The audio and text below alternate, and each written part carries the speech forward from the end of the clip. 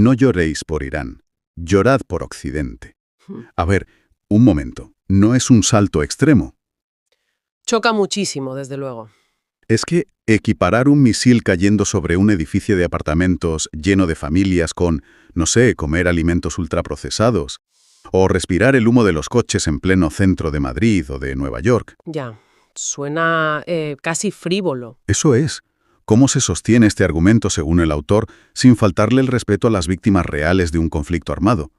Yo estaba bastante escéptico. Es innegable que puede parecer frívolo a simple vista. Pero a ver, si rascamos en la lógica de los datos que presenta el autor, nos damos cuenta de que no está igualando la inmediatez, ni el terror, ni la brutalidad de la guerra. Vale. Lo que está comparando es el volumen macroscópico de mortalidad y sobre todo, fíjate, nuestra ceguera colectiva ante ella. O sea que miramos para otro lado. Totalmente. El foco de este ensayo es cómo hemos llegado a normalizar un goteo constante, implacable, de muertes por enfermedades crónicas. Hablamos de cánceres, ¿no? Sí, cánceres de aparición temprana, infartos fulminantes, problemas respiratorios severos, y lo etiquetamos casi encogiéndonos de hombros como, bueno, ley de vida o mala suerte. Claro, claro. O sea, nos venden la idea de que a un conocido le dio un infarto porque le tocaba, o que el asma severo en niños es algo que simplemente pasa. Que es genético y ya está. Exacto.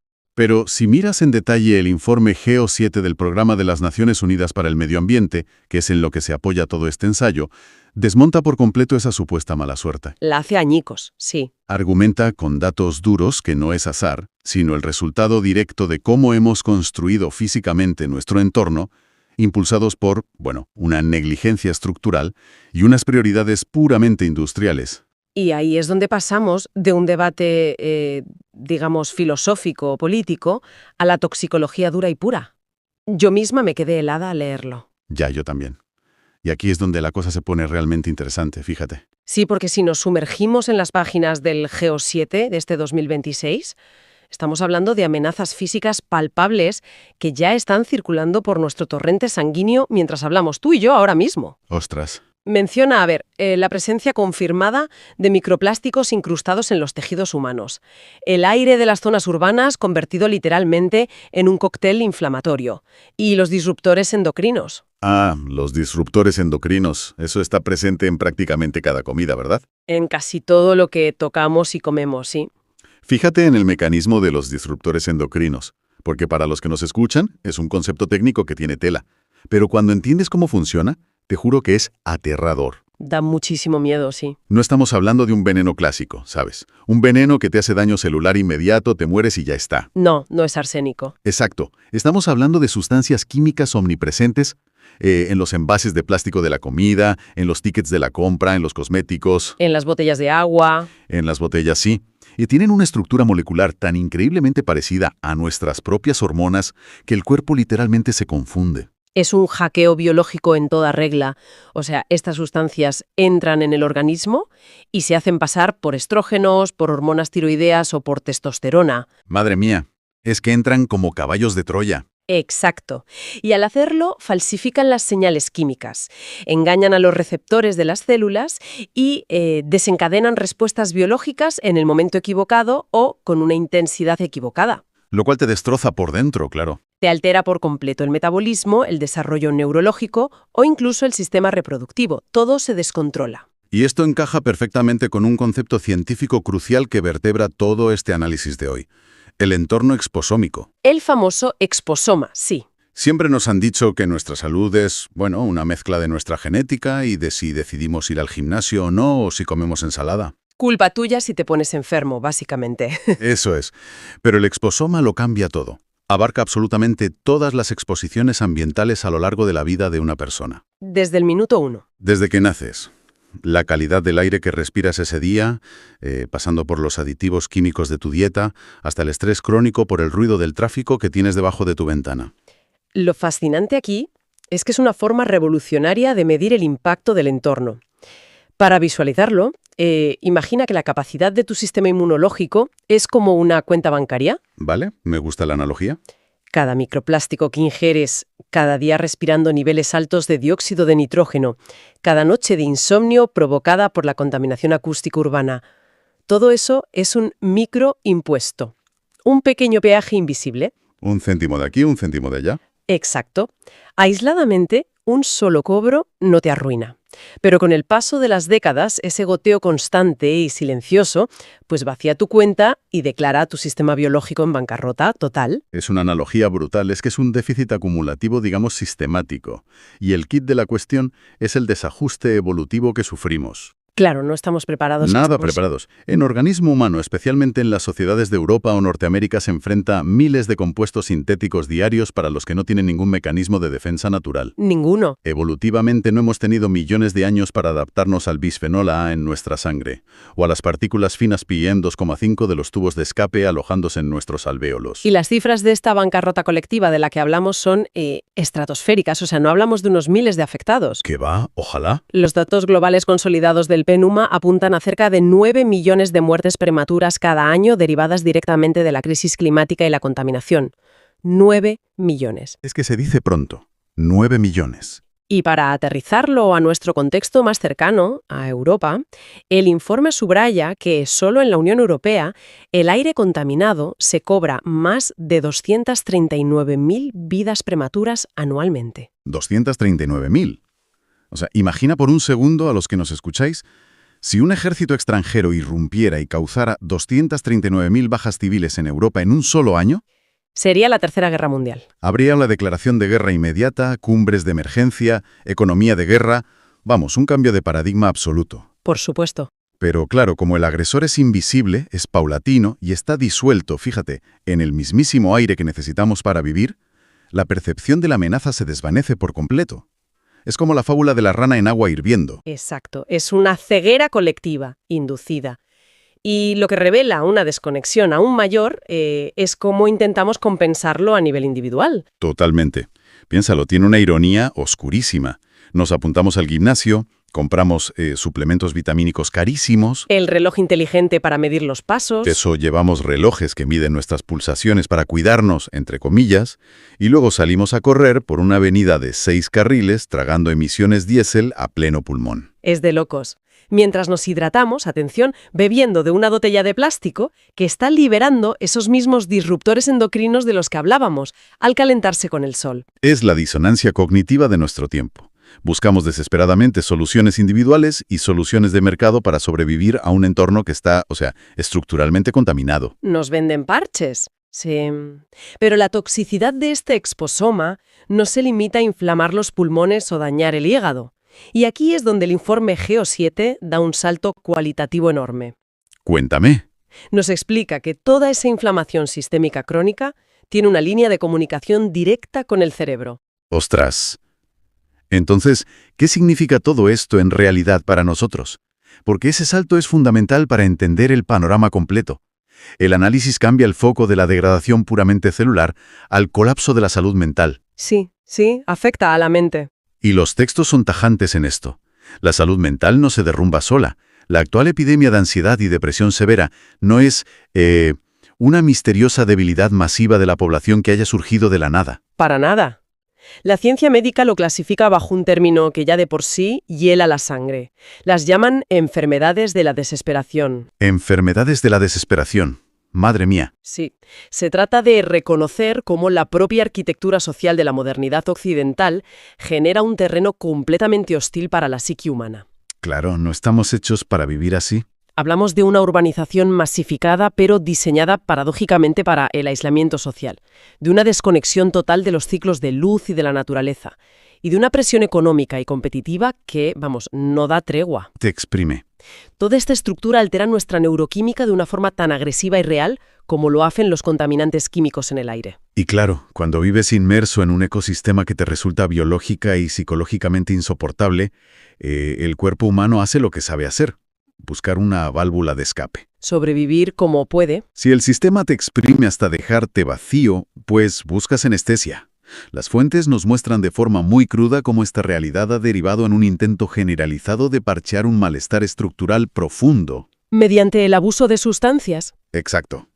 Sustancias tanto legales como ilegales, antidepresivos, alcohol, drogas. Ese parcheo químico, como dicen, es el motor principal detrás de las adicciones a escala industrial que vemos hoy. Y de nuevo, la Organización Mundial de la Salud aporta unas estadísticas en el texto que son devastadoras, ¿eh? Los números de la OMS son de no creer. Nos enfrentamos a más de 3 millones de muertes anuales a nivel global derivadas exclusivamente del consumo de alcohol y drogas psicoactivas. Y si miras de cerca lo que está pasando en Estados Unidos, es el epicentro evidente y trágico de esta crisis en particular. O sea, las cifras superan las 100.000 muertes al año, solo por sobredosis. 100.000 muertes. Es una locura. Arrastrados por la inmensa y letal epidemia del fentanilo. 100.000 personas, fíjate. Es el equivalente a que una ciudad entera desaparezca del mapa cada 12 meses. A esta hemorragia demográfica hay que sumarle además el abismo silencioso de los suicidios. Ese tema es duro. Cerca de 800.000 personas se quitan la vida anualmente en el mundo. Y el dato que verdaderamente ilustra la fractura de nuestro sistema, el que debería encender todas las alarmas, es que esta es ya la segunda causa de muerte entre los jóvenes de 15 a 29 años. Claro, jóvenes que están naciendo ya con esa cuenta bancaria, inmunológica y psicológica que mencionabas, directamente en números rojos. Vienen ya con deuda. Chicos y chicas criados en un caldo de cultivo de precariedad constante, aislamiento digital, pantallas todo el día y una presión asfixiante. Esto plantea una cuestión fundamental al concepto mismo de progreso humano, que es lo que el informe GEO7 intenta poner sobre la mesa científica y política. Y tanto. Advierte que la sostenibilidad tiene que ser urgentemente redefinida. O sea, ya no sirve únicamente instalar paneles solares, reciclar botellas o medir los niveles de dióxido de carbono. Eso se queda cortísimo. El verdadero reto, el definitivo, es la viabilidad biopsicosocial de nuestra especie.